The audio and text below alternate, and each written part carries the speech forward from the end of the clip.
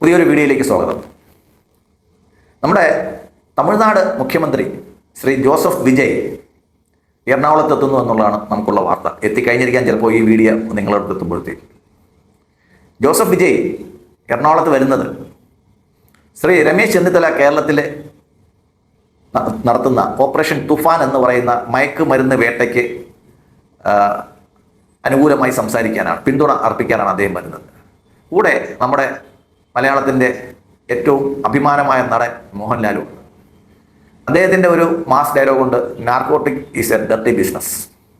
അപ്പോൾ ഈ narcotic is A dirty business എന്ന് പറയുന്നത് പോലെ തന്നെ Ivory is A dirty business എന്ന് ലാലേട്ടൻ പറയുമോ എന്നാണ് ആരാധകർ ഉറ്റുനോക്കുന്നത്.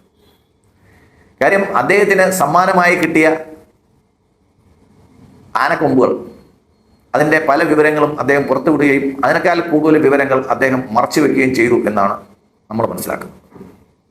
ഇവിടെ നമ്മൾ ചേർത്ത് വായിക്കേണ്ടത്, വേടൻ എന്ന് പറയുന്ന വ്യക്തി അദ്ദേഹത്തിന് സമ്മാനമായി കിട്ടിയ പുലിപ്പല്ല് ഒറിജിനൽ പുലിപ്പല്ലാണെന്ന് കണ്ടെത്തി അദ്ദേഹത്തെ അറസ്റ്റ് ചെയ്യുകയും റിമാൻഡ് ചെയ്യുകയൊക്കെ ചെയ്ത ഒരു നാടാണ് നമ്മുടെ നാട്.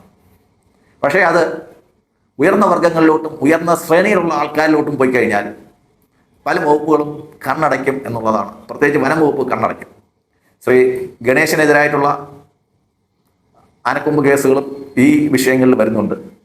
എന്നാൽ ഗണേശനും മോഹൻലാലിനും ഒരു നീതിയും വേടനും മറ്റൊരു നീതിയും എന്നുള്ളതാണ് നമ്മൾ കാണുന്നത്.